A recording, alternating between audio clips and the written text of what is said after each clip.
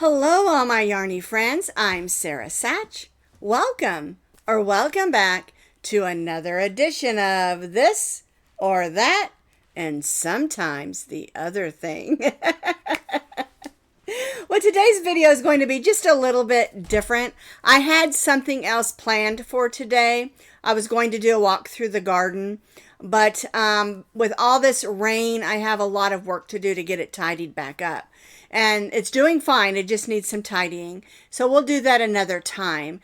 But today I wanted to address 5 different questions, what I call yarn issues or yarn problems. And I get these questions all the time, and I don't think about it because I'm just used to them. But I want to address them today.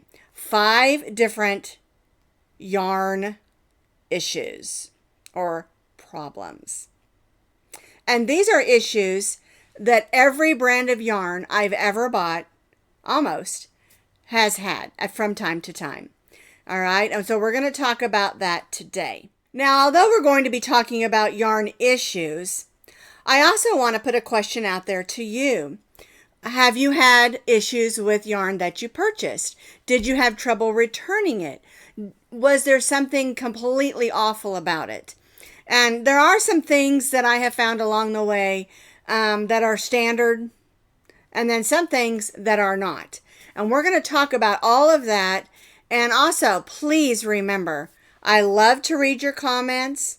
I read every one of them. I love them.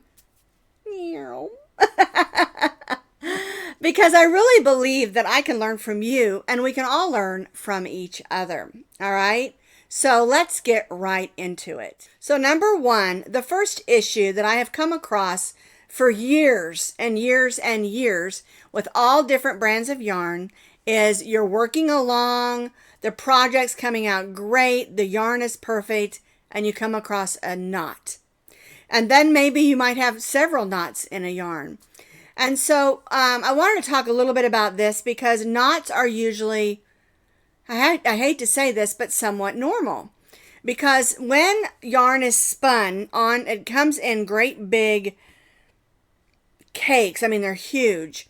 And they put them through the machine. When one of those ends, they just tie it on. And then they go and finish making the cakes or the skeins. And the truth of the matter is that knot really is not intended for you to leave it in there. And usually, and almost always that I have found, that when there's a knot like that, that's a joining knot from adding on a new big skein in order to make the small skeins or cakes, they usually give you a couple extra yards of yarn just to cover where that knot was put in. Okay? It's not intended to leave it in there. I usually will take it out and do what's called a Russian join. When I was growing up, I learned from a book, and they just called it a join. They didn't call it a Russian join, and I don't know why it's called a Russian join. I'm sure I could look it up. But the first issue is dealing with knots, and I really know every brand of yarn I have ever used, as long as I can remember, from the expensives to the cheaps, occasionally will have a knot or two.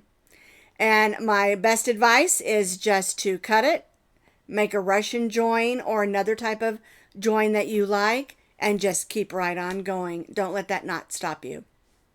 It's not worth it. The number 2 issue that I get all the time is I can't find the right end of the yarn. And that can be tricky. It really, really can. I'm going to come over to my other camera real quick so we can talk about this. So I just grabbed a couple of different brands of yarn. This one I wanted to just show you. It has a big knot in it. And I would cut that and do a Russian join. And if you want to know what the Russian join is, I do have a video for that. You can just search for it. There's a gazillion videos on YouTube about the Russian join. Okay, but I'm going to move this one or turn it so you can see this. And what this is Red Heart. I got it at Ollie's, and you'll see this right here. And this is true of most yarns. One side will have where you can pull it out, and then the other side, see this line right here? This is the outside line where you'll unravel it from the outside. Most yarns are that way. But sometimes what happens is you're trying to find the center and you get what I call a yarn baby. They also call it yarn barf. Okay? The truth of the matter is I don't really mind. A lot of people that drives them nuts, but I don't really mind. But one thing to remember is this is the same way. This has the wrap and it's on this side, and then this is the center on this side. And the reason they're mostly always like that is because most yarns that are done in skeins like this, I used to call them skeins growing up. I guess it's skeins. I don't care what you call it. They're all wound pretty much the same on the same style of yarn winders that they use because they're big machines. But I do have to pull this out, and I still haven't found the end, and I'm still pulling, and this happens. A lot of people, this, like I said, drives them nuts. It doesn't bother me a bit. But I do want to recommend that when you do like it says here and find that one end, and if you're in the wrong end, you'll notice that there is a string from where it's wound on the outside, and it's underneath the wrapper here. There it is. Where it's wound on the outside, it comes around, and they usually just tuck it in the other end. All right? So, yarn barf or having a yarn baby is not the end of the world. What I usually do is I'll leave it attached, I'll find the end, and I'll make a little extra ball. And then I'll just use that until that's done, and then I'll go ahead and use it from the skein. Okay? But that is an issue that we come across a lot. Like I said, it doesn't bother me a bit. I don't mind having a yarn baby, but it does bother a lot of people. Now, another issue that I get people asking me about all the time is their yarn is cut. And just so that you understand, that usually doesn't happen at the manufacturer. It usually happens in the store. And the reason that I'm telling you this is because many years ago, I was a department manager for the fabrics and crafts in a Walmart in Tulsa, Oklahoma. And one of the things that would happen all the time, and it drove me bonkers, is they would stock the yarn at night, and they're using box cutters, and they're cutting open those boxes. And when they cut it open, they're slicing the sides of the yarn, even though like a 3-pack comes in plastic. And I could tell because I would see a line across the yarn where a box cutter had cut it. And I would take those off and send them back because they weren't right. You know, I can't sell that. But a lot of stores, they don't think about it. It's not that they're doing it on purpose. It's just people are stocking it. They've got those sharp box cutters. They're cutting open boxes and bags, and they're not even thinking about it. They're just trying to stock it as fast as possible. And that happens a lot. I also know that some of the yarn stores that use those metal baskets, they're just made of metal. Well, those pieces of metal that come up, okay, when they're putting them in there, those are sharp. They're kind of at a little angle. These little poles that kind of come up and bend up. They're cut on an angle, and the angle is so that when you put your hands in, you don't cut your hands. But what happens is when they're stocking them and putting the yarn in and out, it cuts the yarn. And I found this out when I lived in Parker, Colorado. I was real good friends with one of the ladies that worked at Michael's. She called me the yarn lady. I always get that name. But anyhow, I had bought, I actually ordered in some yarn, but when I got it, the plastic, there was 3 in a bag, the plastic, there was a cut along the plastic, and all 3 of those skeins were cut. And so I went back in and I showed them, and they were like, "Oh, we're so sorry. We do have some more of that particular yarn." I think it was an ombre in a harvest color that I was having a hard time finding. But anyway, they were gracious about it. They understood. And then when I talked to the lady in the yarn department, she said that she's going to talk to her stockers and, make sure that they understand not to use the box cutters on stocking the yarn. And so the box cutters can be an issue, and those metal baskets. I think Joann's has those metal baskets as well as Michael's. Of course, Joann and Michael's are now Joann. But anyway, those are some issues, and sometimes we want to blame the yarn company. In reality, that doesn't happen at the yarn manufacturer. It happens usually in the store. And mostly, they're not doing it on purpose. It's just stockers trying to get their stock out. Number 4. One of the issues that happens a lot, and it's usually with cotton yarn, is that the yarn is splitty. And what that means is your yarn has ply, and which is several yarns that are very thin that are wound together to make one weight yarn. And it happens a lot in cotton yarn. You're working along and your crochet hook goes right through, those plies of yarn. Well, that's just how those are made sometimes, and there's not much we can do about that. But one thing that I have found that helps, especially with the cotton, now it does happen with acrylics. There's some of them that are real slick. Like a similar one would be probably the Karen Simply Soft. That can tend to be a little bit splitty. And so what I have found with those types of yarn is you have to tighten your tension or your gauge up just a little bit. And you may have to adjust a pattern some. If you're wanting to make a granny square that's a certain size, but you're using this cotton, and you want to tighten up your gauge a little bit, it may not be as big. You may have to add an extra row or something like that. But, I mean, it will help a lot because that's something we cannot control. And that's just the way they're made, because they're made with lots of different plies that are wound together to make those little cakes and skeins of cotton. But I found that it happens more with cotton than any other yarn. It can happen with any yarn, any brand. And all of these issues are not towards one brand, because they happen in all of them. Because most yarns, as far as dyeing and winding and all of that stuff, it's done pretty similar. If the company makes cake yarns, they're all wound pretty much the same way. If they have skeins, they're all wound pretty much the same way.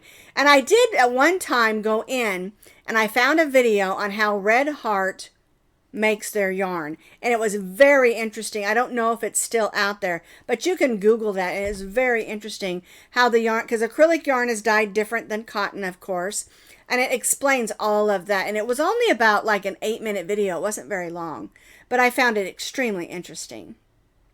All right, so if you get a yarn that's a little bit splitty, just tighten up your gauge or your tension just a little bit, and that will help. Now, the last thing I'm going to talk about, number 5, is what do we do to keep our yarns from fading?